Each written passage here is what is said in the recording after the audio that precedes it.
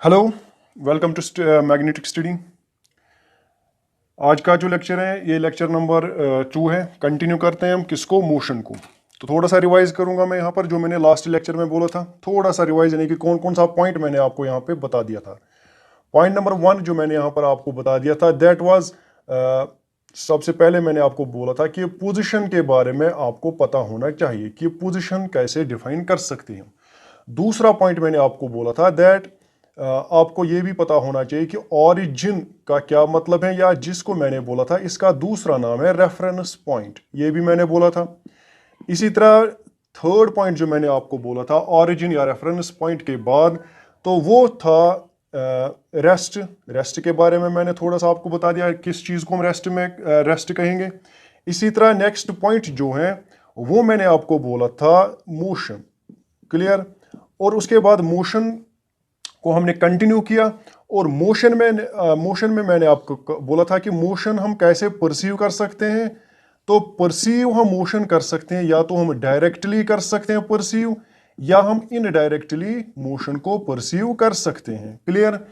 तो अब यहां पर क्या चीज है कि मैंने बोला था कि डायरेक्टली परसीव करने का क्या मतलब है और इनडायरेक्टली परसीव करने का क्या मतलब है। नेक्स्ट मैंने बोला था कि टाइप्स ऑफ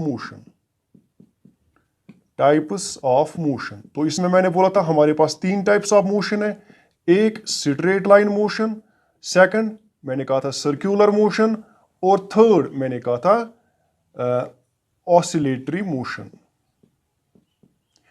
अब हम क्या करने जा रहे हैं, मैंने कहा था कि हम ये वाला मोशन फर्स्ट स्टार्ट करेंगे। क्लियर। तो सबसे पहले क्या हम पढ़ेंगे, दैट इज सर्कुलर मोशन। तो लेट अस स्टार्ट।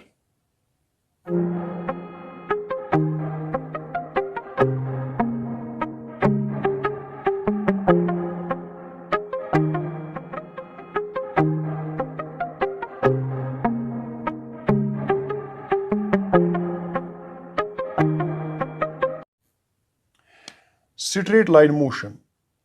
तो पहले मैं आपको यह बताना चाहूंगा कि what do you mean by straight line motion. Straight line motion, इसका दूसरा नाम जो हम फिजिक्स में देते हैं, इसका दूसरा नाम है वन डायमेंशन मोशन। दूसरा नाम क्या देते हैं इसको, वन डायमेंशन मोशन। तो आपको याद रखना पड़ेगा स्ट्रेट लाइन मोशन, और it is called one dimension motion या वन डायमेंशनल मोशन। क्लियर। तो सबसे पहले मैं आपको यहां पर यह बताऊं कि what do you mean by straight line motion. किस चीज को स्ट्रेट लाइन, किस मोशन को स्ट्रेट लाइन मोशन कहा जाएगा। तो याद रखोगे आप, when an object moves on straight path,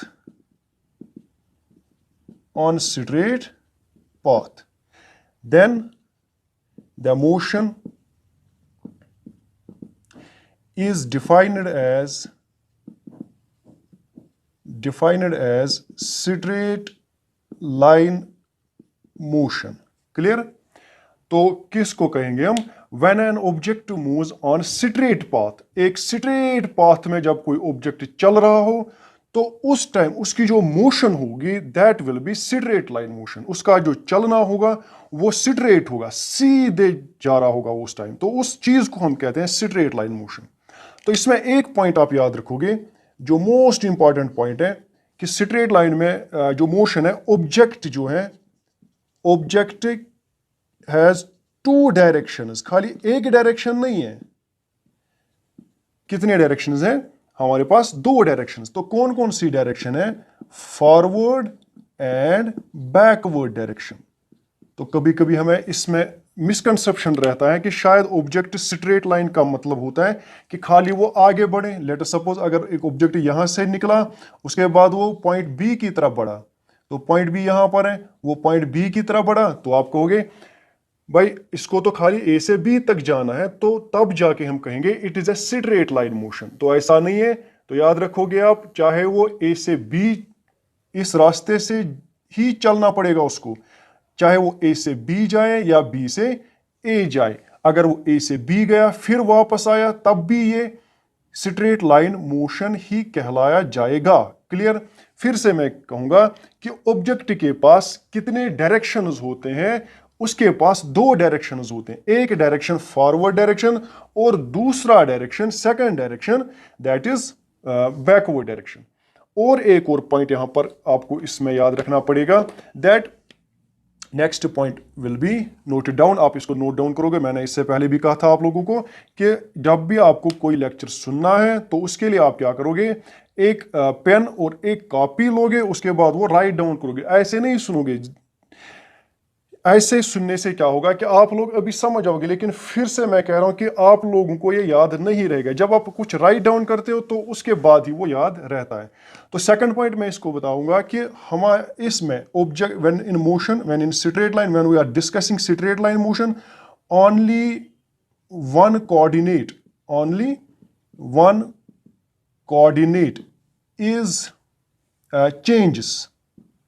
खाली एक कोऑर्डिनेट चेंज होता है। अब ये कोऑर्डिनेट क्या चीज है? कोऑर्डिनेट का मतलब है, अगर आप लोगों ने सुना होगा, यानी कि एक्स, वाई एंड जेड। हमारे पास तीन कोऑर्डिनेट सिस्टम है। हमारे पास एक कार्टेशियन कोऑर्डिनेट सिस्टम, इसको हम एक्स वाई जेड कहते हैं। तो या तो एक्स चेंज होता है, या खाली वाई चेंज होगा, या खाली जेड चेंज होगा। क्लियर? तो कोऑर्डिनेट सिस्टम अगर किसी ने पढ़ा नहीं है तो इसका सिंपल आप याद रखोगे, खाली एक डायरेक्शन में पोजीशन चेंज होती है। खाली एक डायरेक्शन में, खाली एक डायरेक्शन में या तो एक्स में पोजीशन चेंज होगी, या खाली वाई में पोजीशन चेंज होगी, या खाली जेड में पोजीशन चेंज होगी। तो ये चीज आप ये चीज आप इसमें याद रखोगे। तो कोऑर्डिनेट को थोड़ा सा इलाबरेट हम कर सकते थे, लेकिन यहां पर आप लोगों को इसकी जरूरत नहीं है, इसीलिए मैंने इसको ऐसे ही बता दिया। तो याद रखो कि ओनली वन कोऑर्डिनेट चेंज, खाली एक कोऑर्डिनेट चेंज होता है। कोऑर्डिनेट का मतलब आप याद रखोगे दैट उसकी जो पोजीशन है वो खाली एक ही डायरेक्शन में चेंज होती है। क्लियर?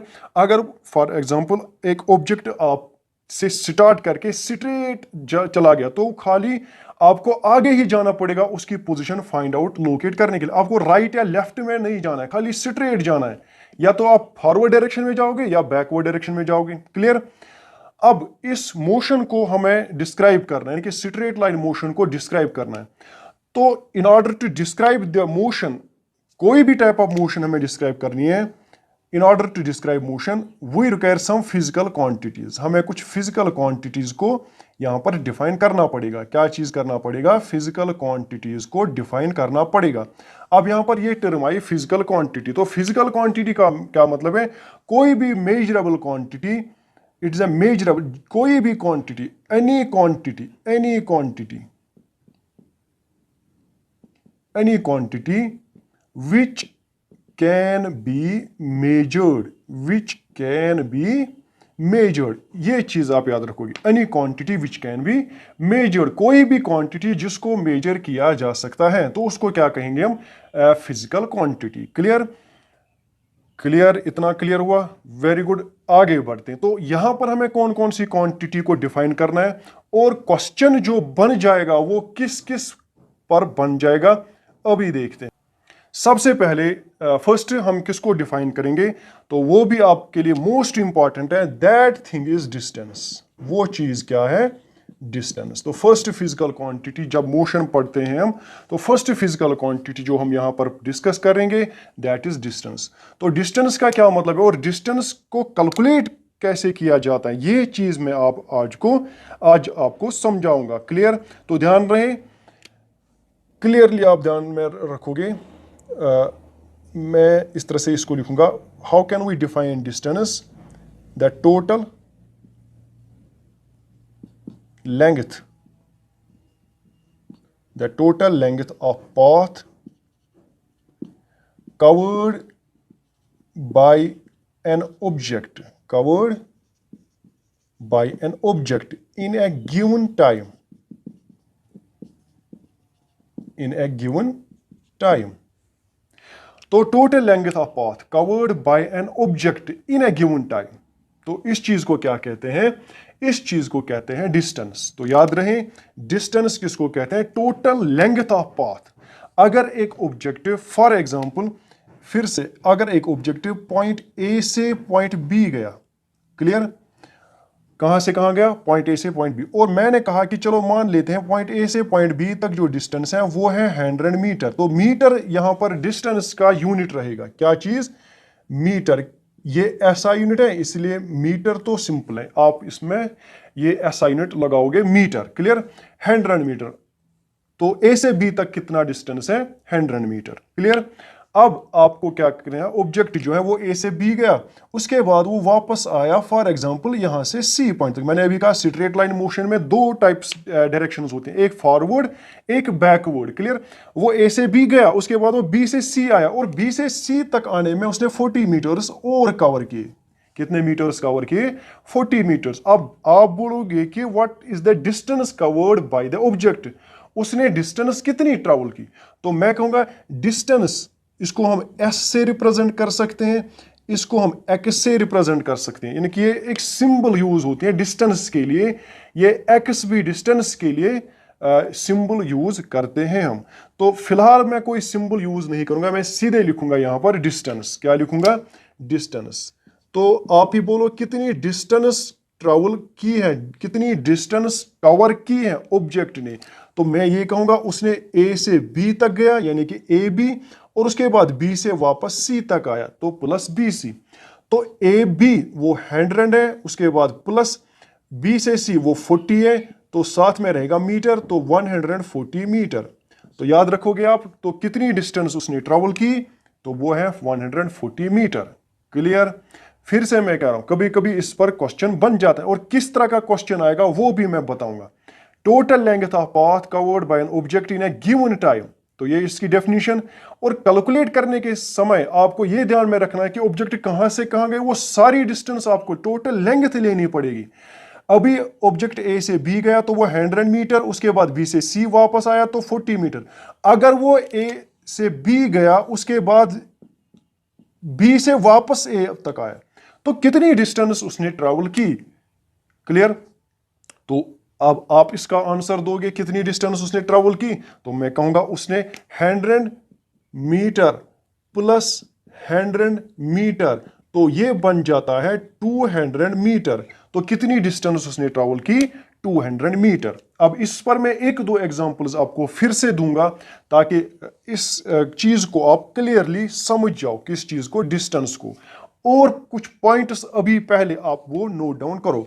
फर्स्ट थिंग, डिस्टेंस जो है, डिस्टेंस हैज ओनली मैग्नीट्यूड, इसके पास खाली मैग्नीट्यूड है। मैग्नीट्यूड का मतलब क्या है, साइज। मैग्नीट्यूड का मतलब क्या है, साइज। तो याद रखोगे आप, मैग्नीट्यूड मीन्स साइज। अभी मैंने कहा 100 मीटर, तो 100 जो बन जाता है that is the size of distance, that is the size of distance has only magnitude with, ये चीज भी with proper unit, with proper unit, clear. तो इसके साथ एक और चीज रहेगा, वो चीज क्या रहेगा, यूनिट।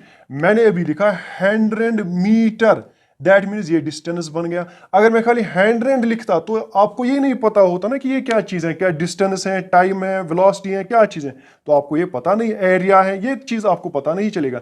लेकिन जब इसके साथ यूनिट ऐड किया जाता है तब जाके हमें क्लियरली समझ आता है कि ये 100 मीटर है, तो इसका मतलब है ये लेंथ है। तो लेंथ का मतलब होता है डिस्टेंस, लेंथ का मतलब होता है distance, clear. Distance has only magnitude with proper unit.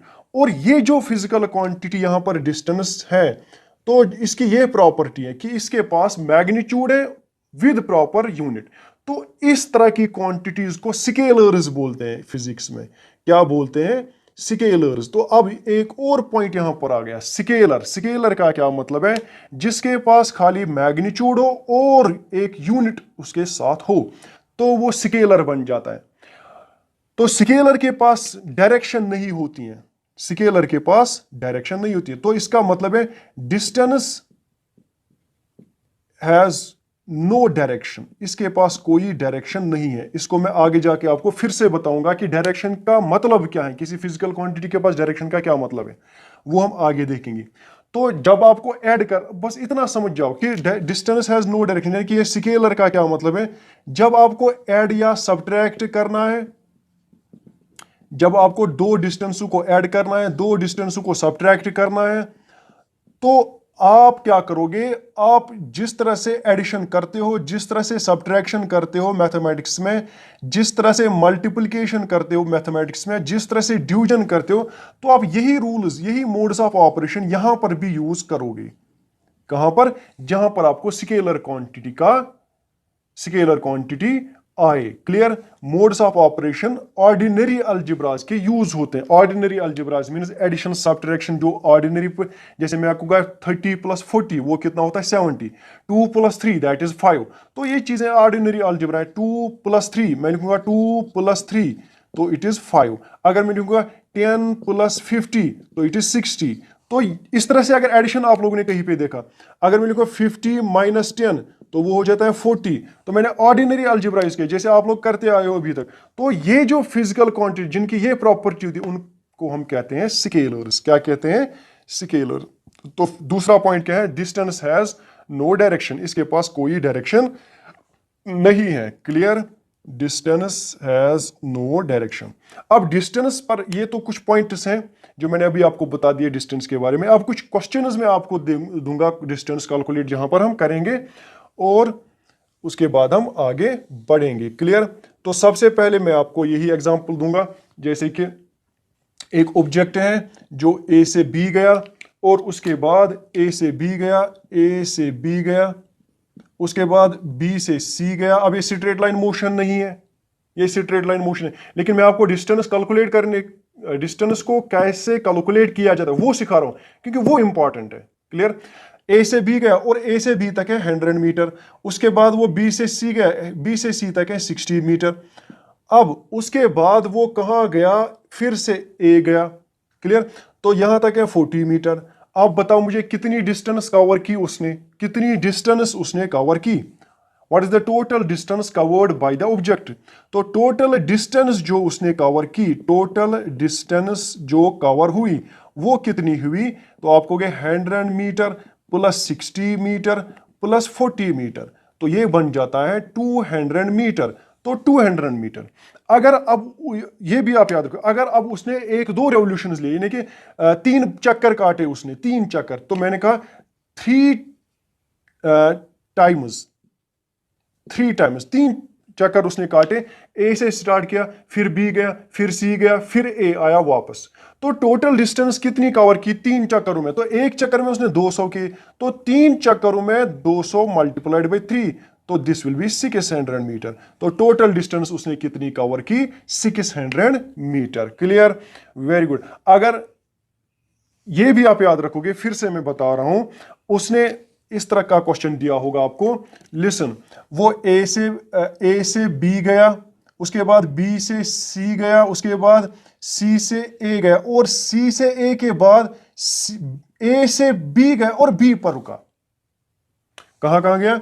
ए से बी, ए से बी, फिर बी से सी, फिर सी से ए, फिर सी ए से बी।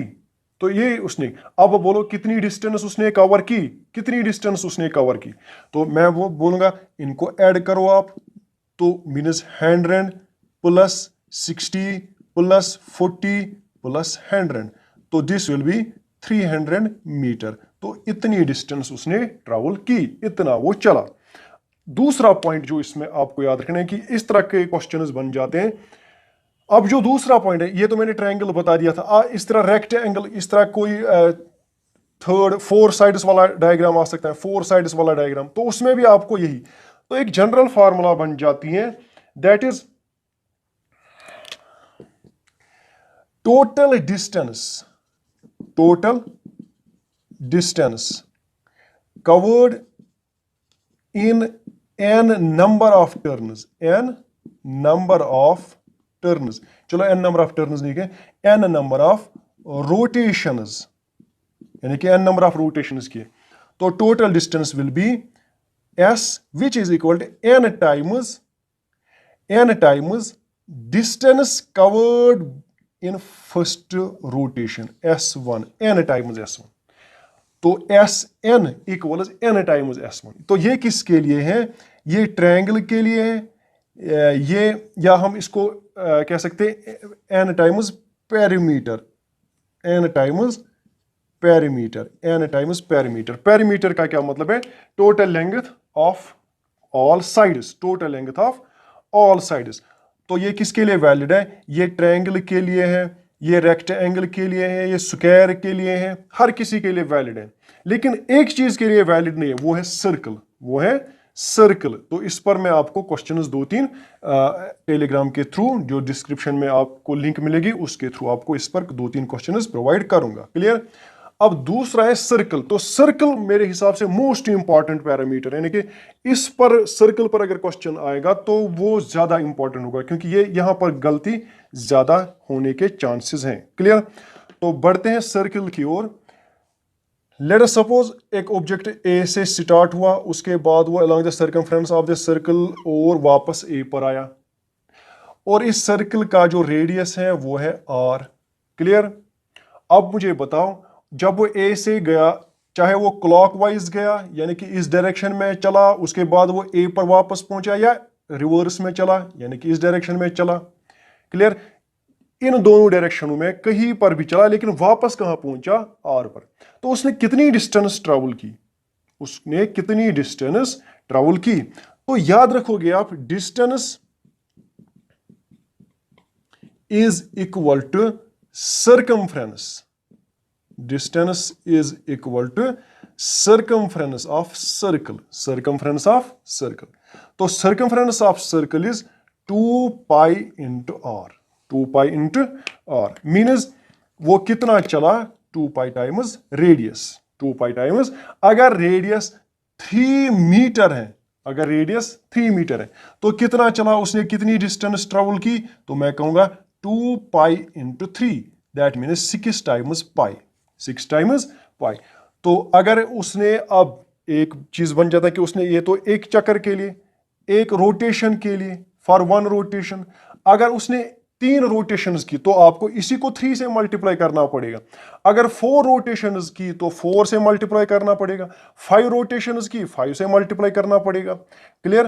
तो in general distance covered, distance covered, याद रखोगे आप, ये जो मैं फॉर्मूला बताने जा रहा हूं मोस्ट इंपॉर्टेंट है। Distance covered by object, distance covered by object in n number of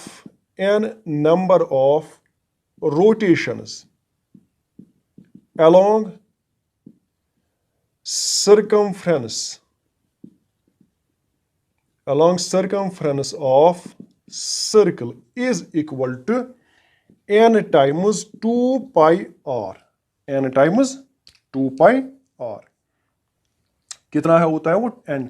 अगर एक रोटेशन ली, खाली एक रोटेशन ली, ए से स्टार्ट किया फिर वापस ए तक आया, तो 1 2 pi R, that means 2 pi R, जो भी मैंने कहा। अगर 2 रोटेशन ली, 2 पाई आर रखना पड़ेगा यहां पर। आर को आप रेडियस है, नंबर ऑफ टर्न्स नहीं है, कितनी बार वो, कितने रोटेशन उसने लिए नहीं है। ये जो आर है इट इज द रेडियस, ये हमेशा आपको साथ में रखना है। तो ये जो एन है इट इज नंबर। अगर एक रोटेशन ली तो 1, अगर 2 रोटेशंस ली तो 2, अगर 3 रोटेशंस ली तो 3, अगर 4 रोटेशंस ली तो 4, 5 रोटेशंस 5, तो depends upon number of rotations. Clear?